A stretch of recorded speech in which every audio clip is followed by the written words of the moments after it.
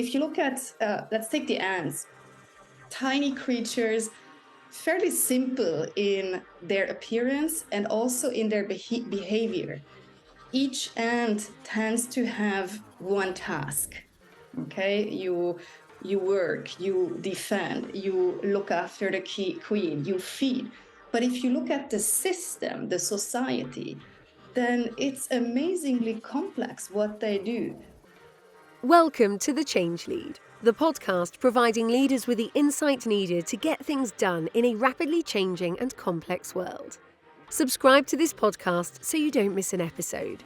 Connect with our community of like-minded leaders on our website, thechangelead.com.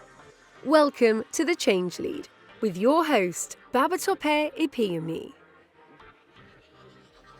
The real challenges of our day are complex challenges. Whether it's the implication of machine learning or the need to transition away from fossil fuels, the real challenges leaders need to deal with are complex. So, here's a question. What does it mean to be a leader in a complex world? To discuss this with me is Beatrix Eder. Beatrix is an award-winning leadership coach, facilitator, and speaker. She works with seasoned and emerging leaders, helping them to become more competent and confident in practicing inclusive leadership. In this episode, Beatrix and I have a conversation about leadership in a complex world. So stay tuned. I'm sure you will enjoy it.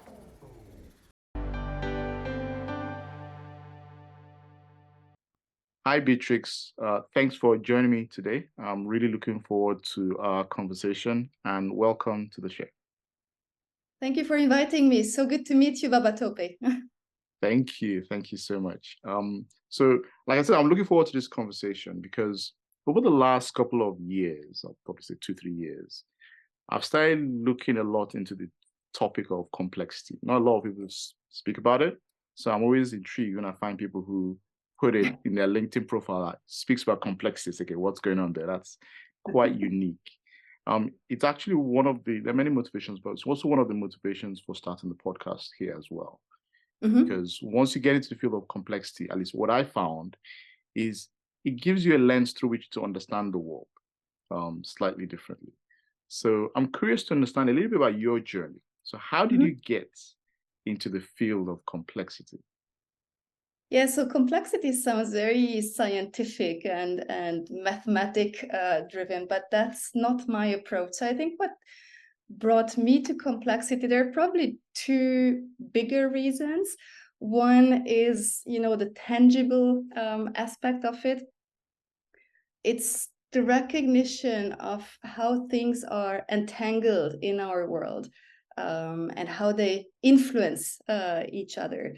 And that whatever we do, there is an impact, whether we know of it or not. So that was what I call the tangible side of it. And then there is the less tangible or even the more spiritual side, which is the value of interdependence. And again, I know in Western society, we like to think of ourselves as super independent, and that's something that people want to cultivate. I personally don't believe in it. We are not islands. We are in a connected web. And again, whether you're aware of it or not, and whether it is on the individual level, community level, organizational level, small things that someone does in one area can and do have consequences and impact somewhere else. So these are the two things that moved me to complexity. Interesting. I like that. I think you're probably just touching the tip of the iceberg in there. But I like the way that you describe the fact that you may not even be aware of that interconnected nature of reality. Because if you've not been trained or brought up to think it's real, you engage in the world as if we're all islands, like in your words. But in reality, I think you're not. We're not islands. There are so many things that are connected. And we're probably seeing a lot more when we look at what's happening with supply chains, when we look at the global economy. Something happens somewhere in the world. And if you really take a step back, you can see the connected nature. So I think you're spot on there, that there is a lot of connections across. for someone coming new to the field, so Mhm. maybe this is the first time they're really trying to get interested in the topic of complexity, how would you describe, is it even possible to describe, how would you describe complexity? Yeah, that's not always easy. So I think I would start by saying that complexity or a complex system is a large network of several components that by themselves have fairly simple behavior, but together they bring out a collective behavior that is, larger than the sum of the parts. It's also that I think it's important to note also that complex systems have no control. So it's not like an organization with a CEO and then the leaders. It's I like to take a few examples because those are more speaking than a theoretical Yeah. definition of what complexity is. An example might be insect colonies, ant colonies, or a beehive. If you look at, let's take the ants, tiny creatures, fairly simple in their appearance and also in their behavior. Each ant tends to have one task. Okay, you work, you defend, you look after the queen, you feed. But if you look at the system, the society, then it's amazingly complex what they do, both in terms of architecture, of how they live, in terms of tasks and collaboration. There are some ants, they build bridges with their own bodies so other ants can cross from one point to the other. They build chambers where they control the temperature. That's pretty amazing. So this is an example. Our immune system is another example. Plenty of small components. Each one has one specific, fairly simple, basic task. But together, well, it has a huge importance because they protect your health. And they also learn. So they use information and process information both from the inside. So if we stay now with the immune system, they use and process information, what's going on in your body, how do we respond to that, and what's happening in your environment, and how do we need to respond to that. So there is the element of adaptation and emergence in it. The World Wide Web would be a third example. Yeah, I think you can. You're right with the World Wide Web. I think, and it's one that a lot of people will relate to as well. I think I think you probably better to explain, give that example actually. Um, Everybody's putting content out on the web. As in, I'm trying to follow your pattern here. So everybody's putting out some information on the web, and everybody's doing their own little thing. But the web as a whole is a system where you see emergent behavior, emergent trends. Exactly. It's And if interesting. you want to reduce it, like in the example of the web, so like really crystallize it, the basic activity that people do on the web is posting content or linking to content. If we really, really boil it down, these are the two basic activities that we do. But together, it has created a sort of collective intelligence, and it has also changed behaviors. Interesting. I think, and the phrase you said that you can't control the complex system. Nobody's in control of it. I think I remember you said that at the beginning. So if you There's relate no that to central control. there's no central control. Okay, yeah, no central control. So if there's no central control and you're a leader, what then is your role as a leader? I love that question. Yep, I think that's a big question, especially in a traditional approach of leadership where whoever is in a position of leading others is supposed to know it all and give direction and take swift decisions. And I don't think there are absolute answers. So for sure, this still works in certain contexts. But overall, I think that in the 21st century, there is a need for a different type of leadership, which is less top-down, less pyramidal, and it's more what I call collaborative and inclusive. Collaborative insists more on the way that we take a shared approach to power, and that we take decisions together, again, depending on context. The inclusive side, so when I speak of inclusive leadership, that focuses on how do we work skillfully with people who are different from us in their identity, in their background, and necessarily across dynamics of power or differences in power. Okay, interesting. So if a leader, so like you said, particularly in the West, we tend to see individuals as islands, organizations as islands. If a leader has been brought up in that environment, that's what they've been trained, that's how they're incentivized. And they begin to realize that the world is actually in reality complex. That paradigm is probably, to your point, not relevant or not appropriate for the century which we're entering into now. What do leaders need to avoid? What are the kind of pitfalls that they need to avoid in this situation? Are there any thoughts from your coaching? Because the reason why I'm asking, I think I'm seeing leaders beginning to become aware of this, and you're seeing very hesitant, tentative action in this direction. They're not. You can tell that they're not sure what they need to do. Particularly the smart leaders, not those that are just dogmatic. Smart leaders, they know they need to change their ways of working, but it's not clear that anybody's got it right. There's no pattern to follow. So it's mostly a conversation to start with. Okay, we're in a complex world. We've not been trained to deal with this.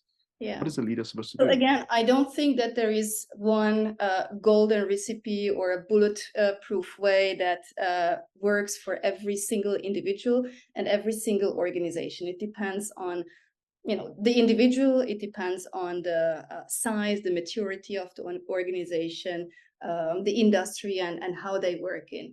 But overall, I think some of the pitfalls, just to come back to your question, one, for example, is what I call a mechanistic view. And what I mean with this is really to analyze things and take them apart, like the way you would take apart a car in its components and look at the components.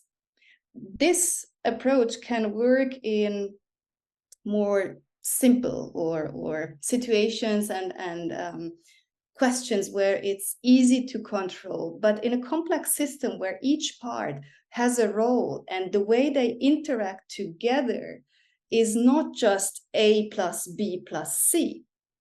It becomes something else. So you cannot do it with what I call this mechanistic view. And this is actually what we are trained for in our families, at school, at university, in many leadership trainings.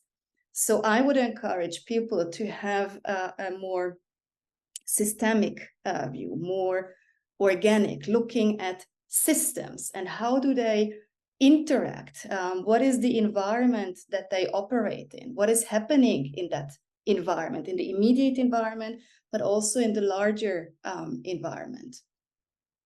I think you're right there. You need that systemic view. Are there any? I mean, maybe it's the wrong question. Are there specific things, or maybe not even specific things, for leaders to do to begin to develop that kind of attitude?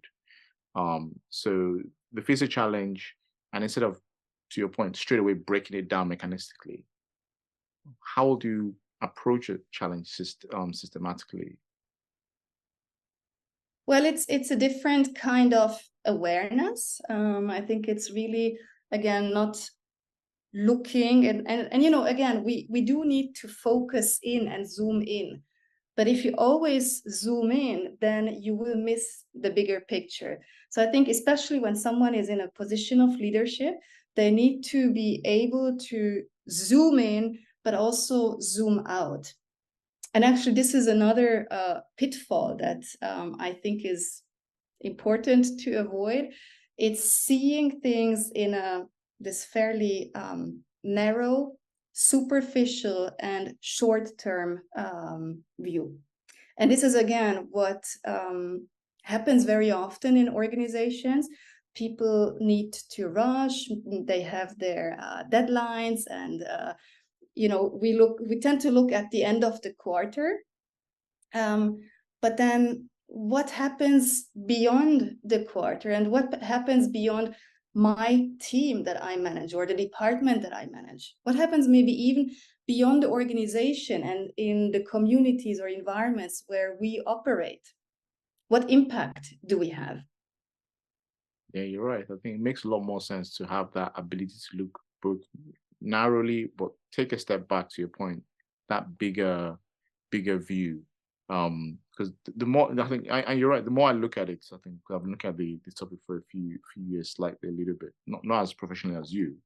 I look at what's happening with the fact that we need to transition away from fossil fuels.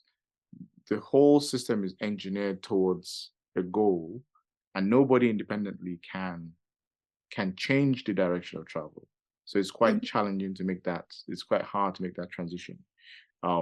When we look at what's happening with machine learning and artificial intelligence, most leaders are looking at what can I do to make sure I don't get left behind, not the larger, bigger challenge, which is globally as a global community.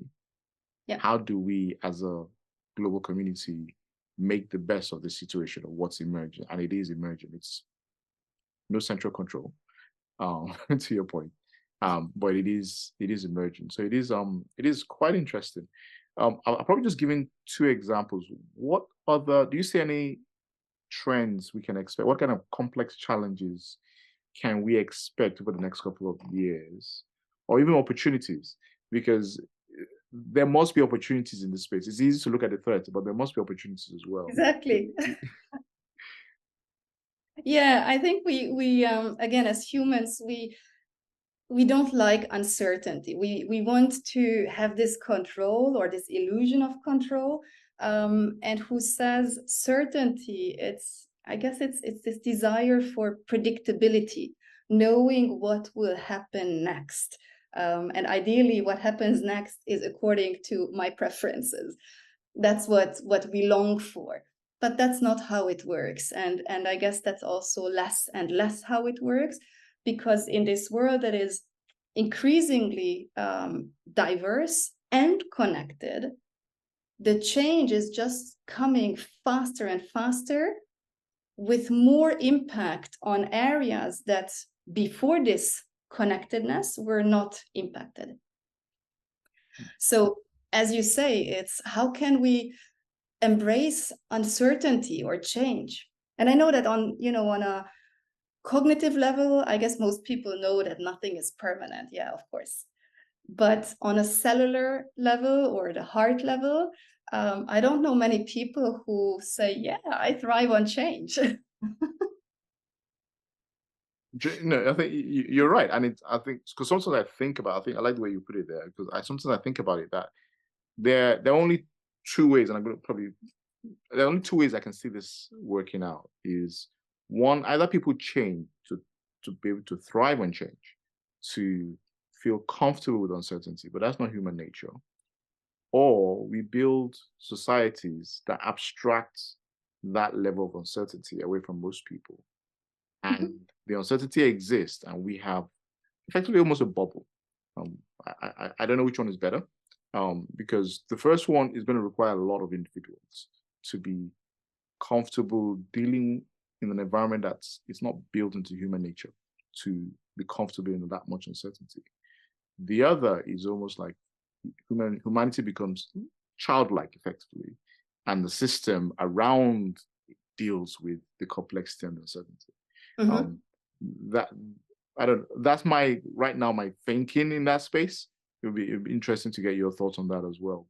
But that's my current. I was thinking that actually, I guess people don't have always an aversion against change.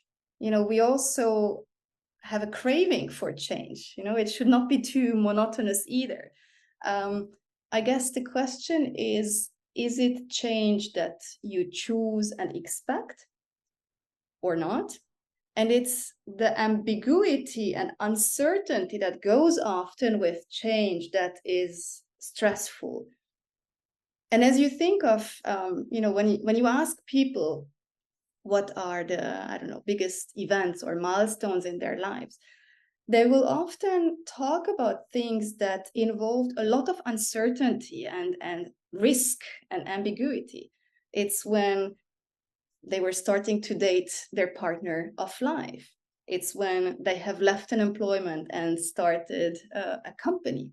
It's when they invested in, I don't know, buying a house or, some riskier investments. And if that turns out well, it's a huge reward. And often, especially when it's about life changes, career, it's also something that shapes then your character and helps you to grow as a person. Yeah, you're right. I think those are you're at the personal level. You're right. Those periods of big transition in your life are times that you look back on and you're grateful for. In the moment, you might be very apprehensive, but when you look back, those are you're right. Those are the highlights. Yeah.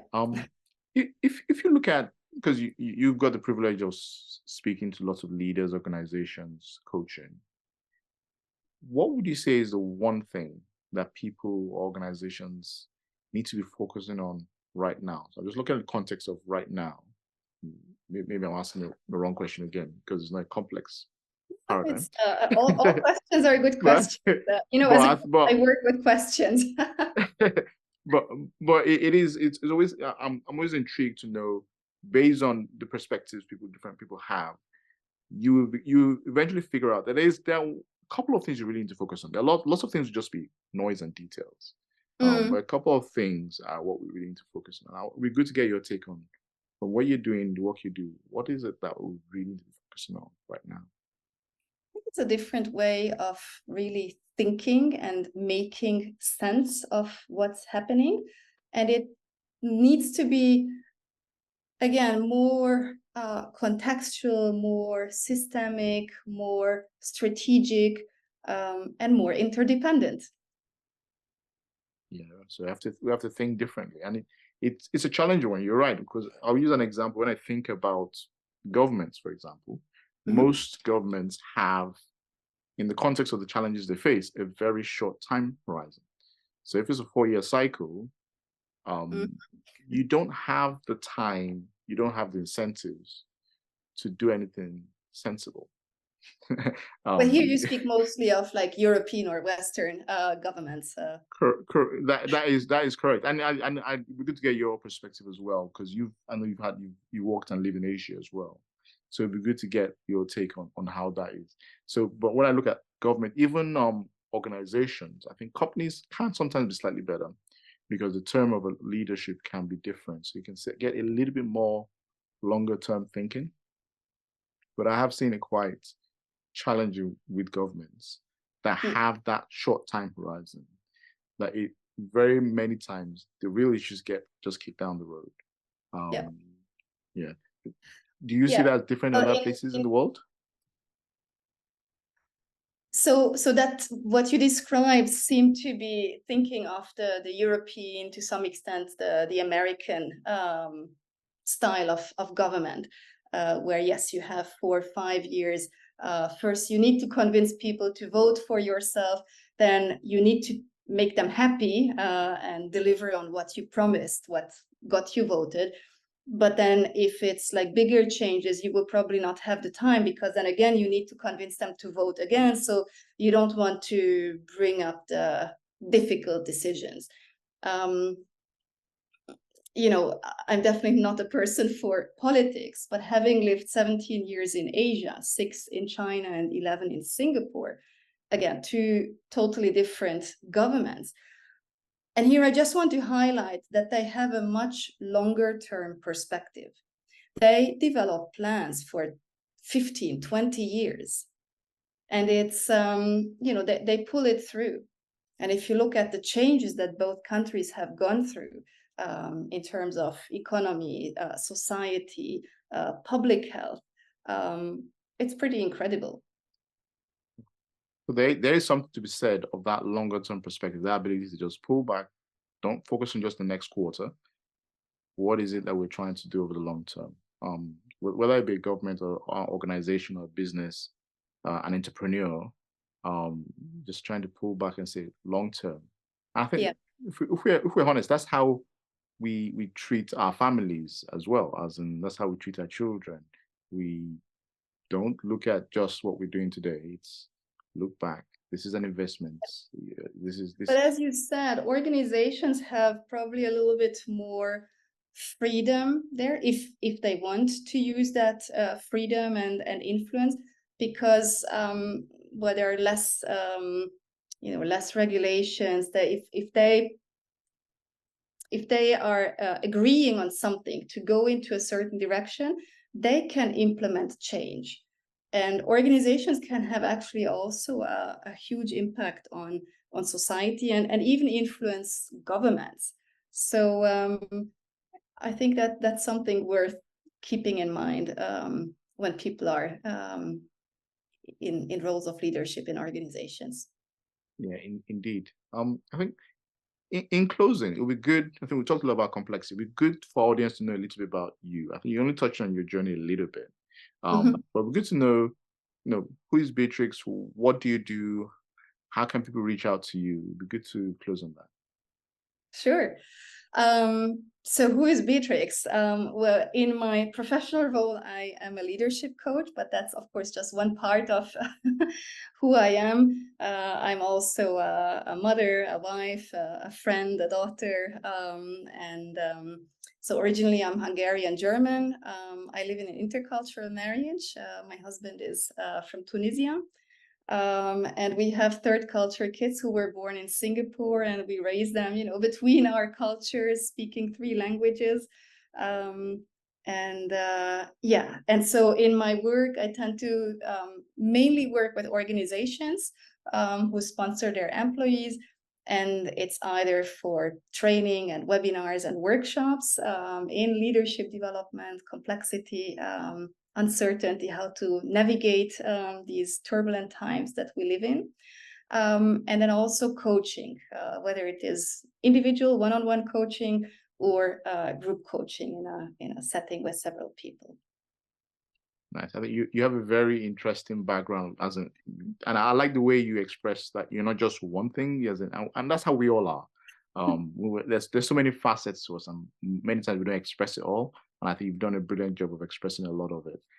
If people want to reach out to you, what's the best way for people to reach out to you? LinkedIn. Just connect with me on LinkedIn. You find me under my full name, Beatrix Eder.